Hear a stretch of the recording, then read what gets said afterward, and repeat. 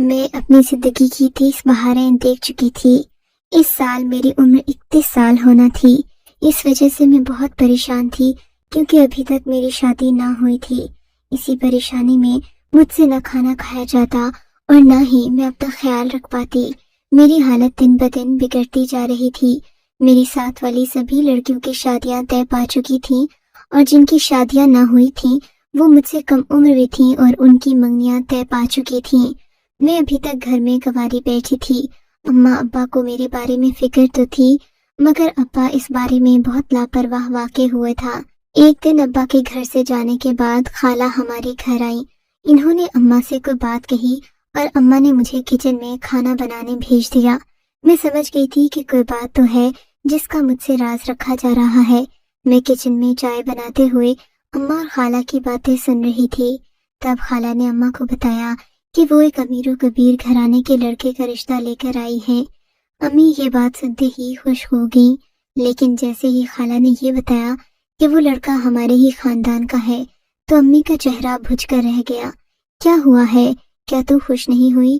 خوش تو ہوں مگر اس کے ابا سے پوچھنا پڑے گا۔ یہ کیا بات ہوئی؟ کیا وہ خاندان میں رشتہ نہیں کرنا چاہتے؟ خالہ نے حیرت بھرے لہجے میں پوچھا تھا۔ میں نہیں جانتی سبین، لیکن انہوں نے رٹ لگا رکھی ہے کہ وہ اپنی بیٹی کی شادی خاندان میں نہیں کریں گے ورنہ ان کے لیے بدنامی کا باعث بنے گی۔ میں کچھ سمجھی نہیں۔ خالہ نے رازداری سے اماں کے نزدیک ہوتے ہوئے کہا، دیکھو ہو سکتا ہے کہ بھائی جان اس کا رشتہ کسی اور سے کرنا چاہتے ہوں اور تمہارے ڈر سے بتا بھی نہ رہے ہوں۔ تم ان سے پوچھ کر دیکھو، ورنہ تو بچی کی عمر نکلتی جا رہی ہے، بعد میں کچھ ہاتھ نہ آئے گا۔ بہتر ہے کہ ابھی اس رشتے کے لیے ہاں کر دو۔ خالہ یہ کہہ کر چلی گئیں۔ اس کے بعد اماں نے مجھے ساری تفصیل بتائی اور بولی، تیرا باپ اس رشتے کے لیے نہیں مانے گا۔ لڑکا تو امیر و کبیر ہے، اس کی لاکھوں کروڑوں کی جائیدادیں ہیں۔ مجھے نہیں لگتا تمہیں دوبارہ ایسا رشتہ ملے گا۔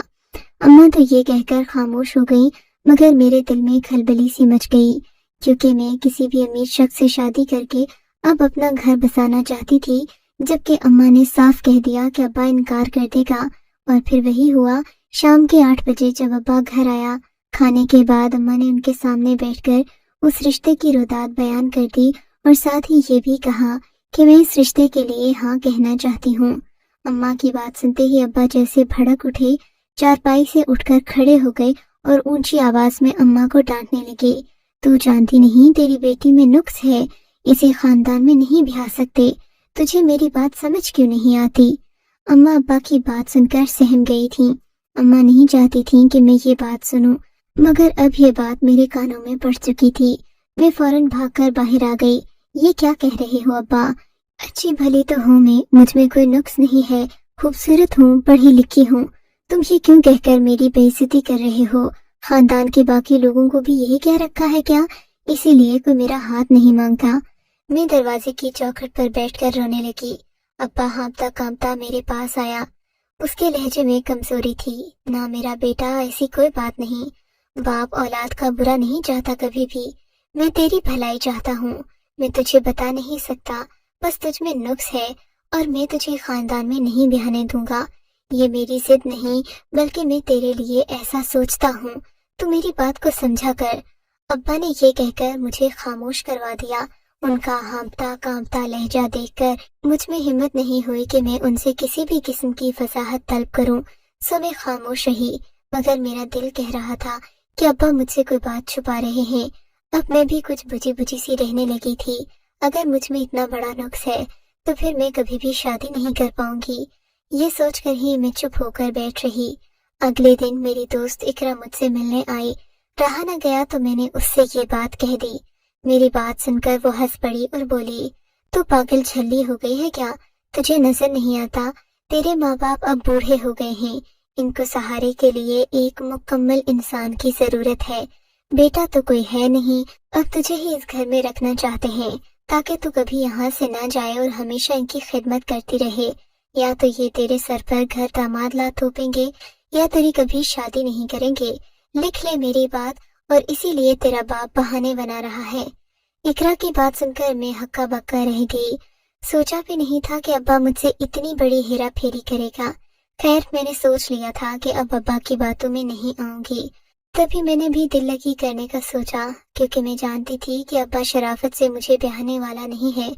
میرے چچا کا بیٹا فرید کافی عرصے سے مجھ میں دلچسپی رکھتا تھا، اگرچہ وہ نکما تھا، ہر وقت کبوتر اور کتوں وغیرہ کو پالنے میں مصروف رہتا۔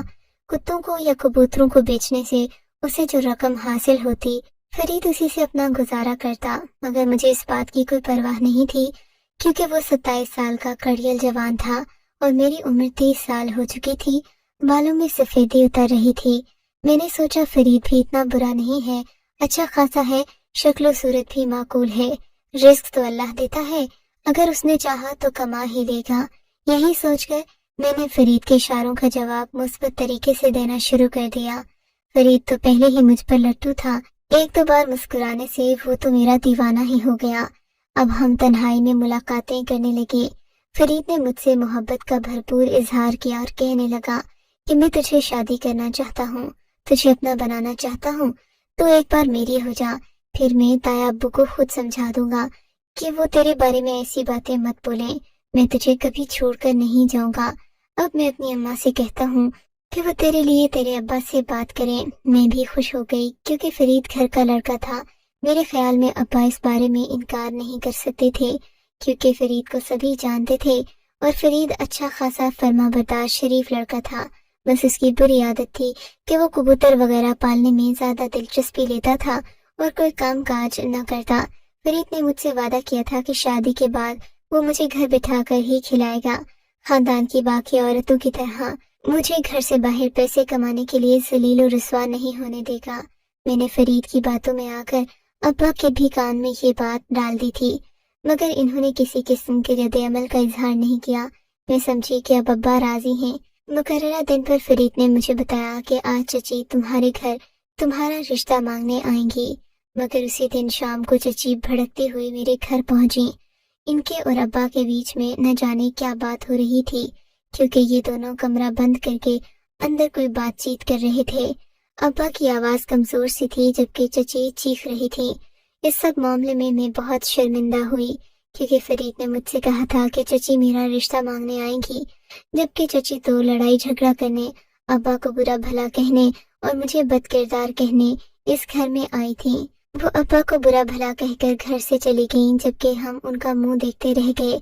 فرید نے بھی اپنی ماں سے اس بات کی توقع نہیں کی تھی، وہ بھی بہت سخت پریشان ہوا، اور میری تو شرمندگی کا برا حال تھا۔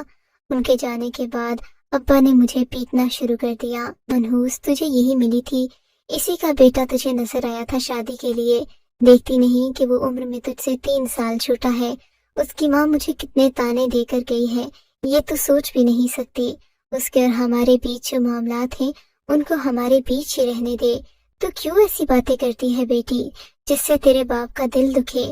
خدا کے لیے باز آ جا۔ ابا کی یہ باتیں سن کر میں بہت پریشان ہوئی، لیکن اقرا کی باتیں میرے ذہن میں گردش کر رہی تھیں۔ میں جانتی تھی کہ ابا اور چچی دونوں ہی بہانے بنا رہے ہیں، ورنہ ہم دونوں میں ایسا کوئی نقص نہ تھا کہ ہماری شادی نہ کروائی جائے۔ خیر، میں خاموش ہو گئی۔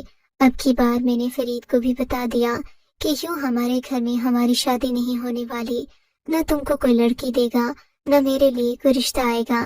کیوں نہ ہم گھر سے بھاگ چلیں؟ اگر بھاگ کر شادی کریں گے تو کسی کو کوئی اعتراض نہیں ہوگا، کیونکہ ہم دونوں ایک دوسرے کے ذمہ دار خود ہوں گے۔ تو بھی اپنی ماں کا اکلوتا ہے اور میں بھی، ہمارے لیے تو کوئی مسئلہ نہیں۔ میری بات سن کر فرید نے حامی بھر لی، بولا آج رات میں تجھے تیرے گھر سے لینے آؤں گا، اپنے دوست سے موٹر سائیکل کا بندوبست کر لیا ہے، تو بس رات کو تیار رہنا۔ فرید کی بات سن کر میں خوش ہو گئی۔ مقررہ وقت پر میں تیار بیٹھی تھی۔ ہمارے گھر میں ہو کا عالم تھا، پورے گاؤں میں خاموشی تھی۔ فرید بائک لیے باہر کھڑا تھا۔ جیسے ہی مجھے بائک کے سٹارٹ ہونے کی آواز آئی، میں نے اپنی کپڑوں والی پوٹلی اٹھائی اور دبے قدموں اپنے گھر سے باہر نکل آئی۔ دروازہ پار کرتے ہوئے 4 آنسو میری آنکھوں سے نکلے اور گھر کی چوکھٹ میں جذب ہو گئے، مگر میں نے خود پر قابو رکھا، کیونکہ میری عمر کافی زیادہ ہو گئی تھی۔ اب میں مزید انتظار نہیں کر سکتی تھی، ورنہ ہمیشہ کے لیے ان خوشیوں سے محروم ہو جاتی جن کی ہر لڑکی خواہش کرتی ہے۔ میں جب فرید کے ساتھ موٹر سائیکل پر بیٹھی تو میرے ہاتھ کانپ رہے تھے۔ فرید بھی پریشان ہی تھا۔ ہم لوگوں کو رات کے اندھیرے میں گاؤں سے نکلنا پڑا۔ فرید کا رخ سرگودا شہر کی طرف تھا، جہاں پر اس نے پہلے سے کوئی ہوٹل بک کر رکھا تھا۔ تقریباً رات کے 2 بجے ہم ہوٹل پہنچے۔ خدا کا شکر کہ ہوٹل میں ایک شخص فرید کا جاننے والا تھا، ورنہ تو اس وقت کوئی بھی کسی نوجوان لڑکے لڑکی کو کمرہ رہنے کے لیے نہیں دیتا۔ لوگوں کے 100 مسئلے ہوتے ہیں۔ ہم نے خدا کا شکر ادا کیا کہ فرید کو مجھے ایک کمرہ مل گیا۔ فرید کا ایک ویٹر ہوٹل میں اس کا جاننے والا تھا، لیکن جیسے ہی ہم دونوں کمرے میں داخل ہونے لگے، پیچھے سے کرخت آواز آئی۔ میں اور فرید تو کام کر رہ گئے۔ میری ریڑھ کی ہڈی میں سردی کی لہر دوڑ گئی۔ میں نے پیچھے مڑ کر دیکھا تو ایک لہیم شہیم آدمی کھڑا تھا۔ یہ اس ہوٹل کا مینیجر لگ رہا تھا۔ اس کی بڑی بڑی داڑھی اور مونچھیں تھیں۔ مجھے تو اسے دیکھ کر ہی خوف آنے لگا۔ تم دونوں میاں بیوی ہو؟ جی ہاں، میں نے ہانپتے ہوئے جواب دیا۔ نکاح نامہ کہاں ہے؟ اس نے ہم دونوں کو سر سے پاؤں تک گھورا۔ جی، وہ ہمارا نکاح نامہ تو گھر رہ گیا ہے، ہم دونوں گھر سے بھاگ کر آئے ہیں۔ اس نے ہماری بات پر یقین نہیں کیا، ہمیں وہاں سے جانے کا کہنے لگا۔ تب فرید اس کی منت پر اتر آیا اور بولا، صاحب یہ ظلم مت کریں، ہمارے گھر والے ہمیں مار دیں گے۔ اگر آپ کو شک ہے کہ ہم میاں بیوی نہیں ہیں تو آپ صرف اس لڑکی کو یہاں رہنے دیں، میں صبح تک نکاح نامہ لے کر آ جاؤں گا۔ فرید کی بات سن کر ہوٹل والا کچھ نرم پڑ گیا، لیکن پھر بھی اس نے ہماری بات نہیں مانی اور صرف مجھے کمرے میں بھیج دیا۔ فرید باہر چلا گیا۔ میں سوچ رہی تھی کہ ہمارا تو نکاح نہیں ہوا، اب وہ نکاح نامہ کہاں سے لائے گا۔ میں اسی پریشانی میں بیٹھی تھی، مجھے نیند بھی نہیں آ رہی تھی، یہاں تک کہ صبح کے 4 بج گئے۔ اب تو میرے ہاتھ پاؤں ٹھنڈے پڑنے لگے کہ ہوٹل کا مینیجر آ کر جب ہم سے پوچھے گا کہ نکاح نامہ کہاں ہے تو ہم کیا دکھائیں گے۔ اسی پریشانی میں بیٹھی تھی کہ ایک ویٹر میرے کمرے میں داخل ہوا۔ دروازے پر دستک دی تھی۔ میں نے دیکھا وہ فرید کا دوست ہی تھا۔ اس کے ہاتھ میں خاکی رنگ کا لفافہ تھا۔ اس نے مجھے اشارے سے ایک پین بھی دیا، کہنے لگا، ان کاغذات پر دستخط کر کے مجھے دے دیجئے۔ میں کاغذات لے کر کمرے میں بیٹھی اور دستخط کر کے اسی ویٹر کو واپس کر دیے۔ یہ ہمارا نکاح نامہ تھا جس پر فرید نے اپنے بھی دستخط کر رکھے تھے اور اب میرے ہونا باقی رہ گئے تھے۔ خدا جانے یہ کس قسم کا نکاح تھا جس میں مجھے کوئی گواہ نظر نہیں آیا۔ بہرحال مجبوری تھی اور کیا کر سکتے تھے۔ فرید کا دوست وہ دستخط لے کر چلا گیا اور میں اس کا انتظار کرنے لگی۔ صبح کے تقریباً 6-7 بجے جب سب لوگ ہوٹل میں آنا شروع ہوئے تو وہ مینیجر ہمارے کمرے کی طرف آیا۔ اس کے ساتھ فرید بھی تھا اور فرید کے ہاتھ میں ایک بڑا سا لفافہ تھا جس میں اس نے نکاح نامہ سنبھال رکھا تھا۔ فرید کے ہاتھ میں نکاح نامہ دیکھ کر ہوٹل کا مینیجر خوش ہو گیا اور کہنے لگا، میں کسی گناہ کی اجازت نہیں دیتا، تم لوگوں نے صحیح راستہ اختیار کیا ہے، تو اب میری طرف سے یہاں تم لوگ 2 دن کے لیے رہ سکتے ہو، مجھے کوئی مسئلہ نہیں، لیکن اپنے رہنے کا مستقل بندوبست کر لو۔ ہوٹل کے مینیجر کے جانے کے بعد فرید میرے پاس آیا۔ مجھے بہت عجیب لگ رہا تھا کیونکہ میرا نکاح میری نظر میں نہیں ہوا تھا، لیکن اسی لمحے فرید مجھے دیکھ کر چیخ پڑا اور پیچھے ہٹ کر کھڑا ہو گیا۔ اماں بالکل صحیح کہتی تھی، تجھ سے شادی نہیں کرنی چاہیے تھی مجھے۔ اماں کی بات صحیح تھی، یا اللہ یہ میں نے کیا کر دیا۔ فرید پیچھے ہو کر اپنے بال نوچنے لگا جیسے اسے پاگل پن کا دورہ پڑ گیا ہو۔ پھر وہ ہوٹل سے باہر چلا گیا اور میں پیچھے روتی رہ گئی۔ میں کہاں جاؤں گی اب، یہ سوچ سوچ کر ہی دل میں ہول اٹھ رہے تھے۔ میں نے شام تک فرید کا انتظار کیا مگر وہ نہیں آیا۔ اب تو میری پریشانی بڑھنے لگی۔ ہوٹل کے مینیجر کو جب اس بات کا پتہ چلا تو اس نے مجھ سے آ کر پوچھا کہ تمہارا شوہر کہاں گیا۔ میں نے اسے ساری حقیقت بتا دی۔ تب وہ غصے میں آ گیا اور کہنے لگا، تم لوگوں نے مجھ سے جھوٹ بولا، تم عورت ساتھ نہ ہوتی تو میں تمہیں سزا دیتا کہ تم بھی اس جھوٹ میں برابر کی شریک رہی ہو، مگر میں اب تمہاری مدد کروں گا، تمہیں تمہارے گھر پہنچاؤں گا، ہو سکتا ہے تمہارے گھر والے تمہیں قبول کر لیں، تم نے جو کیا وہ اچھا نہیں تھا۔ ہوٹل کا مینیجر شریف انسان تھا، اس نے ایک بار پھر میری مدد کی، میرے ابا سے رابطہ کیا اور انہیں بتایا کہ آپ کی بیٹی فلاں ہوٹل میں ٹھہری ہے، آ کر اسے لے جائیے۔ ابا نے پہلے تو مجھے خوب برا بھلا کہا، لیکن وہ باپ تھے، مجھ سے محبت کرتے تھے، انہوں نے آ کر مجھے لے جانے کا فیصلہ کیا اور ہوٹل کے مینیجر کو آگاہ کیا کہ مجھے فلاں جگہ پر پہنچا دیا جائے۔ اس نیک آدمی نے مجھے لاری اڈے تک پہنچا دیا جہاں ابا مجھے لینے آئے تھے۔ میں نے دیکھا ابا کے ساتھ ایک نوجوان اور خوبصورت لڑکا بھی کھڑا تھا۔ یہ کون تھا اور کہاں سے آیا تھا میں تو نہیں جانتی تھی، مگر ابا کے ساتھ اسے دیکھ کر مجھے عجیب سا لگ رہا تھا۔ گھر پہنچ کر ابا نے مجھے ایک عجیب بات بتائی۔ میں تمہارا نکاح اس شخص سے کرنا چاہتا ہوں۔ یہ کون ہے ابا؟ میں نے ڈرتے ڈرتے پوچھا۔ یہ میرا شاگرد ہے، اسے تمام حقیقت کا پتہ ہے۔ تم کو لگتا ہوگا کہ تمہارا باپ جھوٹ بولتا ہے، لیکن تم نے دیکھ ہی لیا ہوگا کہ فرید تمہیں چھوڑ کر چلا گیا۔ ضرور اسے بھی تمہارے نقص کا پتہ چل گیا ہوگا۔ میں نے تم سے کہا تھا نا بیٹی کہ تم ایسا کبھی مت کرنا، لیکن تم نے میری ایک نہیں سنی۔ یہ کہہ کر ابا گھر کی طرف روانہ ہو گئے۔ میں اس نوجوان کے ظرف پر حیران تھی جو میرے گھر سے بھاگ کر نکاح کرنے کے باوجود بھی مجھے اپنانے پر راضی تھا۔ لیکن ابا نے ایک عجیب بات کی۔ نکاح سے پہلے انہوں نے کہا کہ یہ لڑکا ایک رات ہمارے گھر رہے گا تاکہ ہم اچھی طرح تسلی کر لیں کہ یہ تمہیں قبول کرے گا یا نہیں۔ شام کے اندھیرے پھیل گئے تھے۔ میں اپنے کمرے میں بیٹھی اپنے مستقبل کے بارے میں سوچ رہی تھی کہ ابا نے مجھے کمرے سے باہر بلایا۔ میں ڈرتے ڈرتے ان کے ساتھ گئی۔ دیکھا تو دوسرے کمرے میں وہی نوجوان بیٹھا تھا۔ کمرے میں ہلکی روشنی تھی۔ ابا نے مجھے اس کے سامنے لا کر کھڑا کیا۔ اس نے ایک نظر دیکھ کر اپنا سر جھکا لیا اور اس بات میں سر ہلا دیا۔ ابا کے جانے کے بعد اس لڑکے اور ابا کے بیچ میں نہ جانے کیا باتیں ہوئیں۔ بہرحال اگلے 2 دن ہمارے گھر میں شادی کی تیاریاں تھیں۔ گاؤں والے حیران تھے کہ نصیر الدین اپنی بیٹی کو ایک اجنبی کے ہاتھ بیاہ رہا ہے، مگر ابا نے کسی کی باتوں کا کوئی جواب نہیں دیا۔ بالآخر میری شادی اسی نوجوان اکبر احمد سے ہو گئی اور میں بیاہ کر اس کے گھر آ گئی۔ میری شادی والے دن میں نے ابا سے پوچھا، ابا آخر مجھ میں کیا نقص ہے؟ تم مجھے بتا تو دیتے۔ اب جس سے مجھے بیاہ دیا ہے اگر وہ بھی یہ نقص جان لے تو کیا مجھے پھر سے طلاق ہو جائے گی؟ میں نے ابا سے پوچھا تھا۔ نہیں میری بیٹی، یہ نوجوان مختلف ہے۔